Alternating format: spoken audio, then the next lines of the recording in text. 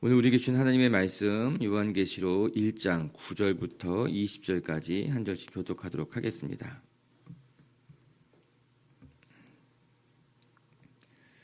요한계시록 1장 9절부터 20절까지 제가 먼저 9절 읽겠습니다. 나 요한은 너희 형제요 예수의 환난과 나라와 참음에 동참하는 자라.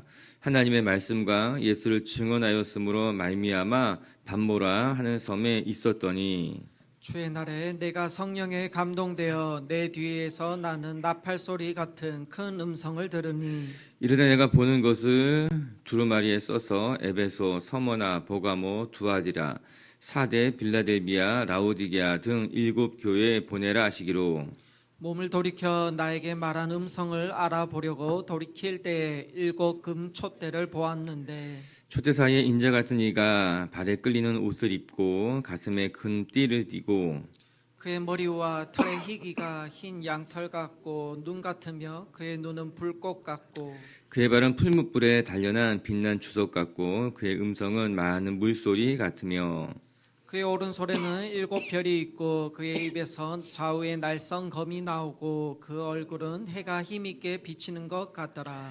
내가 볼 때 그의 발 앞에 엎드려져 죽은 자 같이 되매 그가 오른손을 내게 얹고 이르시되 두려워하지 말라. 나는 처음이요 마지막이니 곧 살아있는 자라. 내가 전에 죽었었노라. 볼지어다 이제 세세토록 살아있어 사망과 음부의 권세를 가졌노니 그러면 내가 본 것과 지금 있는 일과 장차 될 일을 기록하라.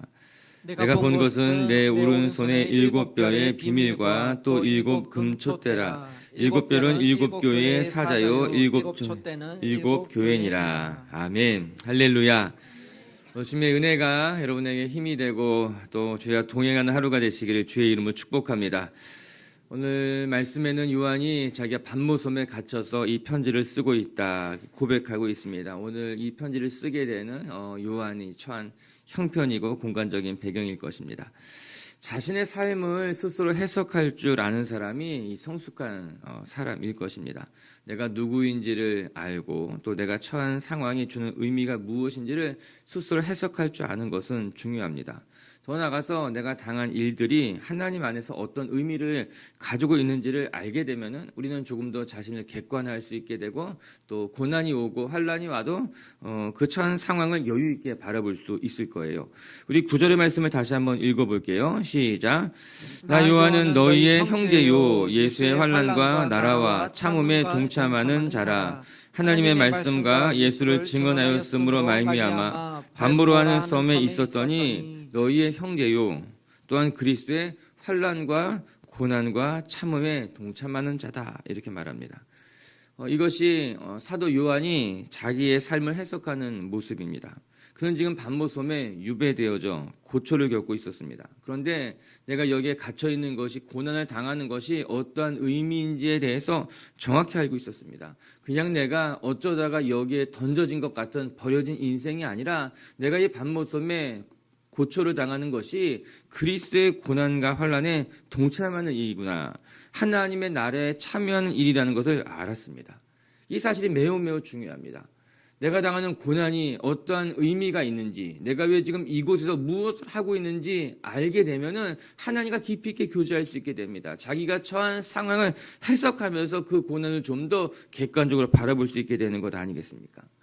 사람들 중에는 내가 왜 이런 일을 당해야만 합니까? 내가 왜 이런 고초를 겪어야만 합니까? 그것 때문에 속상해하고 이해할 수 없다고 답답하는 이들을 어렵지 않게 만나게 됩니다.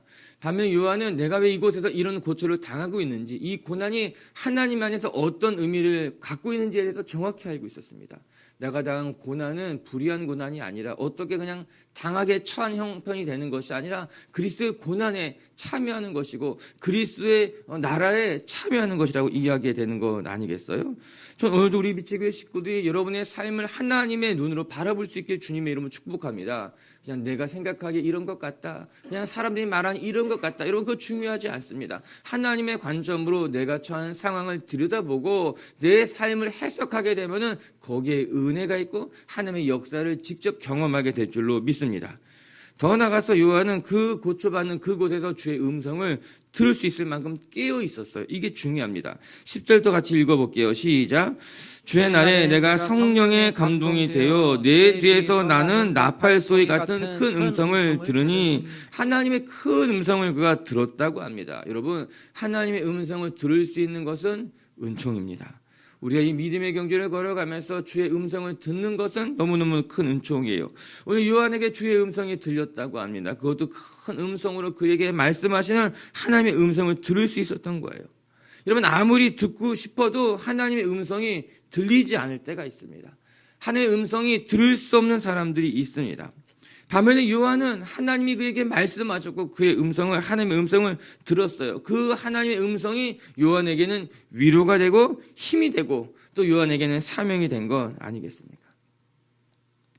또한 요한이 하나님의 음성을 들을 수 있을 만큼 그가 깨어 있었구나 싶습니다. 하나님의 음성을 분별할 수 있는 마음이 있었고 깨어 있었고 전 그것이 감사한 거예요. 우리가 환난을 당하면 무뎌지기 쉽습니다. 고난을 당하면 그냥 주저앉아서 주님을 바라보지 못하고 처져 있을 때가 있습니다. 반면에 요한은 깨어 있었습니다. 하나님의 음성을 들을 줄 알았습니다. 그 하나님의 음성 속에 순종할 줄 아는 모습도 보여주고 있습니다. 전 우리 미체교회 식구들이 여러분이 처한 상황 속에서 늘 깨어 있어서 주님의 음성을 들을 수 있기를 주의 이름으로 축복합니다. 너무 좋아서 잠들어 있는 사람도 있고 너무너무 슬퍼서 잠들어 있는 사람도 있습니다. 내 삶이 형통했기 때문에 잠들어 있는 사람이 있고 내 삶이 큰 고초를 겪고 있기 때문에 잠들어 있는 사람도 있습니다. 반면에 어떤 상황에 놓여든지 간에 늘 깨어서 주의 음성을 들을 수 있는 성도들이 있겠죠. 여러분 축복합니다. 요한이 그 만모섬에 갇혀있지만 하나님의 음성을 들으며 자기의 삶을 해석하고 내가 이 고난 속에서 무엇을 해야 될지 사명을 발견한 것 같이 여러분의 삶의 자리에서도 하나님의 음성을 들을 수 있게 되기를 바라고 여러분의 삶을 영적으로 바라보고 해석할 수 있게 되기를 바라고 그 삶의 자리에서 하나님의 사명 감당하는 성숙한 성도님들 되시기를 주님의 이름으로 축복합니다.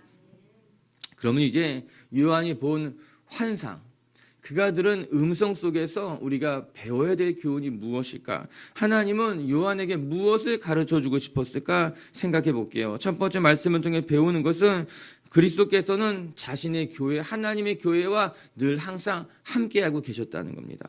우리 11절과 12절의 말씀을 같이 읽어보겠습니다. 시작. 이르되 내가 보는 것을 두루마리에 써서 에베소, 서머나, 버가모, 두아디라, 사데, 빌라델비아, 라오디게아 등 7 교회에 보내라 하시기로 몸을 돌이켜 나에게 말한 음성을 알아보려고 돌이킬 때 7 금 촛대를 보았는데 요한에게 들린 음성이 있었고 그가 본 환상을 기록하고 있습니다.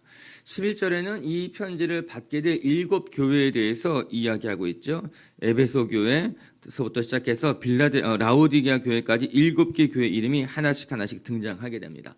우리가 내일부터 한 일주, 그 다음 주 월요일까지 7개의 교회에 대해서 같이 묵상하게 될 것이에요. 이 편지를 받는 수신자, 이 편지에 기록된 내용들입니다. 그리고 요한은 이 음성을 듣고 나서 그 음성이 들려오는 곳을 향해 몸을 돌립니다. 그게 어떤 음성인가? 몸을 돌렸을 때 그가 본 환상이 있었습니다. 7개의 촛대를 보게 됩니다.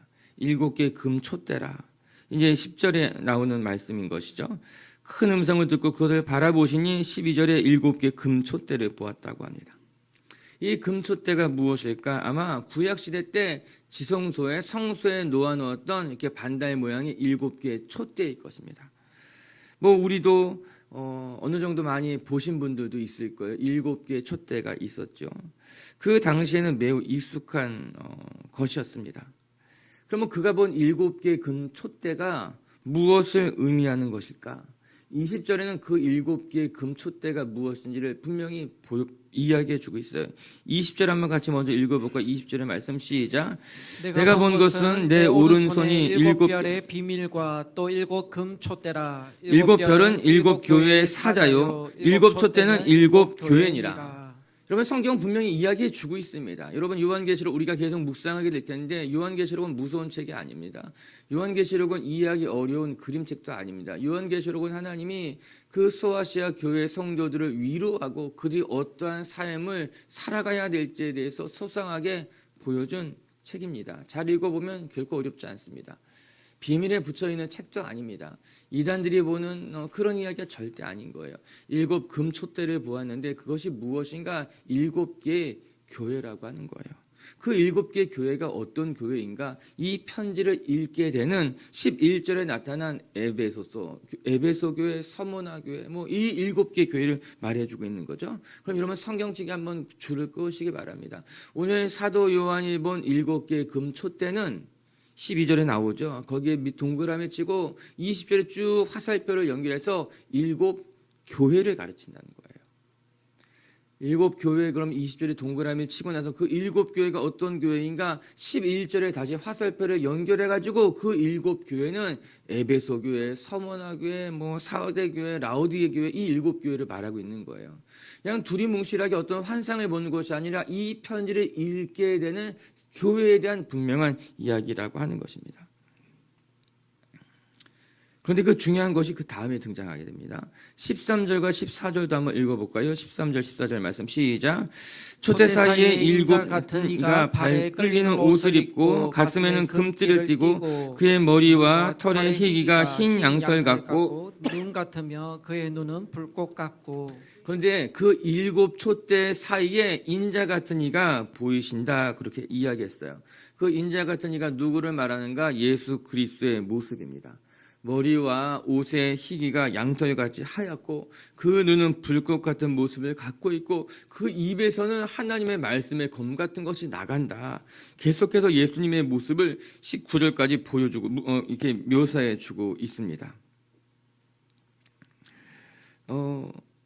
7 촛대 사이에 인자와 같은 예수님이 보인다고 이야기했습니다. 여러분 7개의 금촛대가 무엇을 말했어요? 이 편지를 받게 되는 7개의 교회를 말하고 있는 거죠. 그 7개의 교회 뒤에 그 사이에 누가 계셨는가? 인자와도 같은 예수님의 모습이 거기 계셨다라고 하는 것입니다. 우리가 읽었던 그 사이에 이렇게 말하는 그 단어는 그 가운데에, 그 중간에, 그 사이에 이렇게 해석할 수 있는 단어인 거예요. 즉 7개의 금촛대 사이에 인자 같은 이가 있었는데 그 7개의 금촛대는 7 교회를 가르치는 것이고 그 뒤에 인자 같은 이가 예수 그리스도의 모습이라고 하는 것입니다. 이것이 사도 요한이 본 환상인 거예요. 큰 음성이 들려서 귀를 기울여 보니 나팔 같은 소리가 들렸고 7개 교회 이름을 말씀해 주셨습니다. 거기에 편지를 쓰라고 하는 거예요. 그러고 나서 그가 고개를 돌려서 환상을 보니 7개의 금촛대가 보이고 그 사이에 예수 그리스도가 함께 하셨다는 거예요. 그리고 나서 20절에는 그 7개의 금촛대가 7 교회를 가리키고 있다는 것을 말해주고 있는 것 아니겠습니까? 즉 이 편지를 읽게 되는 소아시아 7 교회가 있고 그 소아시아 7 교회 그 사이에 그들 가운데 예수 그리스도께서 함께하고 계시는 것을 보여주고 계십니다. 이 편지를 읽게 되는 7개의 교회가 지금 극심한 환난 중에 있었지만 하나님은 그 환난 중에 그 교회를 그냥 홀로 두지 아니하시고 예수 그리스도를 보내셔서 예수 그리스도께서 그 7 교회를 돌보시고 계시는 모습을 오늘 사도 요한이 보았고 그것을 성도들에게 편지하고 있는 것 아니겠습니까? 그러면 하나님은요 고난받는 7 교회를 그냥 방관하지 않으셨던 겁니다. 그 교회 가운데 함께하고 계시다는 것을 요한을 통해 보여주셨고 편지를 써서 7 교회에 가르쳐주게 된 것 아니겠습니까? 다니엘서를 구약의 묵시록이라고 말합니다. 요한계시록을 신약의 묵시록이라고 말하고 다니엘서를 구약의 묵시록이라고 하는데 다니엘서가 생각이 났습니다. 다니엘서에서도 다니엘의 세 친구가 풀무불에 던져져서 큰 환난을 당하게 되었을 때 그 풀무불 속에 누가 있었는가? 3명을 던져 넣었는데 사람이 들여다보니 3명이 아니라 사람의 모습을 한 4명이 있었다고 말합니다. 다니엘의 세 친구가 그 풀무불 속에 던져져서 큰 위기에 놓였지만 하나님의 사람이 그 가운데 함께 하셔서 그들을 보호하고 지키고 환난 속에 함께 하셨던 것이죠. 동일하게 소아시아 7 교회가 그 당시에 여러 가지 큰 핍박과 환난을 당했지만 오늘 사도 요한을 통해서 그들 속에 계신 예수 그리스도를 가르쳐 주시고 너희들이 홀로 있는 것이 아니라 예수님이 너희와 함께 있고 예수님이 너희를 돌보고 계시다는 것을 보여주시고 알려주신 거예요. 이 편지를 받아 읽었던 소아시아 7교회 성도들의 마음이 얼마나 감격스러웠겠습니까? 하나님이 우리를 버리지 아니하시고 요한 선생님을 통해서 우리가 처한 것 속에 함께하고 계시다는 것을 가르쳐 주시는구나. 우리가 버려진 존재가 아니라 우리가 이렇게 고난 속에 처했을 때 하나님이 함께하고 계시다는 것을 깨닫게 된 거예요. 할렐루야. 그리고 예수님의 음성이 직접 들렸습니다. 우리 17절과 18절을 같이 한번 읽어볼까요? 17절, 18절 시작. 내가 볼 때에 그의 발 앞에 엎드러져 죽은 자 같이 되매 그가 오른손을 내게 얹고 이르시되 두려워하지 말라. 나는 처음이요 마지막이니 곧 살아있는 자라. 내가 전에 죽었었노라. 볼지어다 이제 세세토록 살아있어 사망과 음부의 열쇠를 가졌노니. 나는 처음이요 마지막이라 이제는 살아있는 자라. 전엔 죽었으나 지금은 살아있는 자라. 예수님이 분명하게 말씀하셨습니다. 그들 가운데 인자와 같은 이가 있는데 그가 누구인가? 예수님이에요. 예수님이 직접 말씀하셨어요. 나는 처음이요 마지막이라 이제는 살아있다. 전에는 죽었으나 살아있는 자라고 하는 거예요. 맞아요. 예수님은 전에 죽으셨습니다. 사람들이 보는 앞에서 십자가에 달려서 죽으셨습니다. 그러나 주님은 장사한 지 4일 만에 다시 살아나셨습니다. 그들이 보는 앞에서 죽은 것과 같이 그들이 보는 앞에서 살아나셔서 자신의 부활의 모습을 보여주셨습니다. 제자들에게 보여주시고 제자들뿐만 아니라 수없이 많은 사람들에게 나타나셔서 이제 살아났다는 것을 보여주셨어요. 그리고 오늘 요한에게 무엇이라고 말씀하고 있었습니까? 두려워하지 말라. 나는 처음이요 마지막이니 곧 살아있는 자라. 저들은 나를 죽였지만 나는 살아있고 살아서 너희 곁에서 너희를 지키고 있다고 말씀하고 계신 건 아니겠습니까? 사랑하는 빛의 교회 가족 여러분, 오늘도 주님은 우리 곁에서 살아계셔서 우리 곁에서 우리를 돌보시고 계시는 분임을 기억하면서 여러분의 삶의 자리를 잘 감당해 나가시고 여러분 곁에 계신 주님과 동행하고 교제할 수 있는 성도님들 되시기를 주의 이름으로 축복합니다. 두 번째, 또 말씀을 통해 배우게 되는 것은 오늘 주님께서 요한에게 사명을 주신 장면을 묵상하게 되는데, 여러분 우리 모두에게는 각자 자신의 사명이 있고 자신의 믿음의 경주가 있다라고 하는 거예요. 하나님은 사명을 주시고 우리는 그 사명을 감당하는 것이다. 오늘 우리가 읽게 되는 1장 전체는 요한이 예수 그리스도에게 사명을 받는 장면이에요. 그 중에 특히 17절부터 19절까지는 예수님이 직접 요한에게 자신의 음성을 들려주시는 것을 기록하고 있습니다. 이 장면은 매우 감동적입니다. 그리고 그 음성에 순종하는 요한의 모습도 너무나 귀합니다. 17절 말씀을 제가 다시 한번 읽어드리면 이렇습니다. 내가 볼 때에 그의 발 앞에 엎드려져 죽은 자 같이 되매 그가 오른손을 내게 얹고 이르시되 두려워하지 말라. 나는 처음이요 마지막이니 곧 살아있는 자다. 이렇게 말씀하고 계십니다. 요한은 하나님의 음성을 들었을 때 두려워하여 죽은 자와 같이 그 바닥에 쓰러졌습니다. 엎드렸습니다. 그러자 예수님이 손을 그에게 얹으시고 안수하시고 말씀해 주셨습니다. 두려워하지 말아라. 여러분 이런 말씀을 묵상할 때는요, 주님의 손길을 느껴보시길 바랍니다. 또 주님의 음성이 어떠했을지 생각해 보는 것도 큰 도움이 됩니다.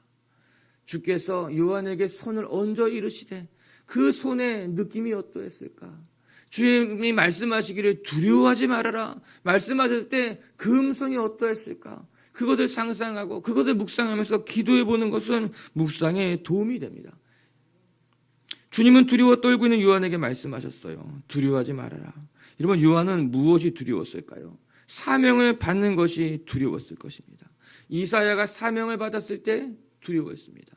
예레미야가 사명을 받았을 때 두려워했습니다. 사도 요한이 다메섹으로 하는 그 길에서 예수의 음성을 들었을 때 그의 눈은 어두워지고 두려워했습니다. 사도 요한도 그랬을 것입니다. 주의 음성이 크게 들려왔을 때 그는 죽은 자와 같이 그 바닥에 엎드렸습니다. 여러분, 우리도 사명을 받을 때 두렵습니다. 내가 일을 감당할 수 있을까? 하나님의 영광이 우리 가운데 임재했을 때, 그 크고 거룩한 영광이 우리 가운데 임재했을 때 우리는 바닥에 주저앉을 수밖에 없을 것입니다. 그러나 주님은 우리에게 말씀하십니다. 두려워하지 말아라. 사명받는 것을 두려워하지 말고, 나의 영광이 너에게 임하는 것을 두려워하지 말고 너는 말씀에 순종하는 삶을 살아가라. 우리 빛의 식구들도 주님의 영광을 경험하게 된다면, 하나님이 여러분에게 사명을 말씀하신다면 그 사명 앞에 두려워만 마시고 그 사명 앞에 순종할 수 있는, 한 걸음은 주님 앞에 나아갈 수 있는 성도님들 되시기를 주님의 이름으로 축복합니다. 여러분, 우리에게는 각자 주어진 사명이 있습니다. 우리 19절의 말씀을 같이 한번 읽어볼게요. 시작. 그러므로 내가 본 것과 지금 있는 일과 장차 될 일을 기록하라. 오늘 요한에게 분명히 말씀하십니다. 내가 본 것을 그냥 마음에 새겨두지 말고 내가 본 것을 기록해라. 그것을 전해라. 이렇게 이야기하고 있는 것 아니겠습니까? 이게 요한의 사명이에요. 요한이 밤모섬으로 유배를 갔을 때에 그의 마음이 어떠했을까? 요한은 소아시아 지역에서 그의 마지막 사역을 감당하고 있었습니다. 예수님께서 예수님의 어머니를 요한에게 맡겼잖아요. 어머니 돌봐주라. 그러니까 요한은 이 마리아를 마지막까지 돌보면서 자신의 사명 끝까지 감당했을 것입니다. 요한이 가르쳤던 제자 중에 폴리캅이라고 하는 사람이 또 우리 다녀온 것 같이 그 교회를 지키고 있었던 것 아니겠어요? 그런데 요한이 거기서 사명을 감당하다가 결국 어떻게 됐는가? 큰 고초를 겪고 반모라고 하는 섬에 유배되어져 버립니다. 그의 나이가 매우 노년이었을 것입니다. 반모섬에 유배되었을 때 어쩌면 요한은 그렇게 생각했을지 모릅니다. 이제 내 사명이 여기까지인가 보다. 내가 소아시아에서 제자들을 키우고 교회를 지키며 그 모든 환난 속에서도 하나님의 교회를 잘 지키고 있었는데, 이제 요한이 환난을 당하고 반모섬으로 유배를 보내졌을 때에 내 사명은 여기까지인가 보다. 내가 그냥 여기에서 이렇게 내 삶을 다하나 보다 생각했을 것만 같아요. 그런데 놀랍게도 그 반모섬에서 주님의 음성이 들려옵니다. 요한아, 내가 들은 것과 본 것을 기록하여 그들에게 보내라. 요한의 사명이 끝난 것이 아니었어요. 나는 사명이 끝났다고 생각하고 이제 반모라는 섬에 버려졌구나 생각하고 이제 여기에서 내 삶은 끝이다 생각했지만 하나님의 계획은 달랐던 겁니다. 그 반모섬에서도 하나님의 교회를 돌보기 위한 하나님의 또 하나의 계획이 남겨져 있었던 거예요. 오늘 이곳에 나와 있는 우리 빛의 교회 가족들을 축복합니다. 끝날 때까지 끝난 게 아니에요. 내 사명이 여기까지인가 보다. 내가 이제 나이는 늙고 힘은 없고 또 나는 여기까지 내가 할 일은 다 했다 생각한다면 너무나 교만한 생각입니다. 내 사명은 하나님이 정하시는 거예요. 하나님이 말씀하신다면 여러분이 어디 있든지 여러분의 마음이 어떠하든지 그 하나님의 사명 앞에 순종하며 아멘으로 화답할 수 있는 성도님들 되시기를 주님의 이름으로 축복합니다. 또 한 가지 생각해 볼 것은 각자에게 주어진 사명의 길이 다르다라고 하는 거예요. 오늘 말씀을 읽으면서 베드로가 생각이 났습니다. 요한복음 21장을 읽어보게 되면은 이제 예수님을 부인했던 베드로에게 예수님이 나타나셔서 사명을 주십니다.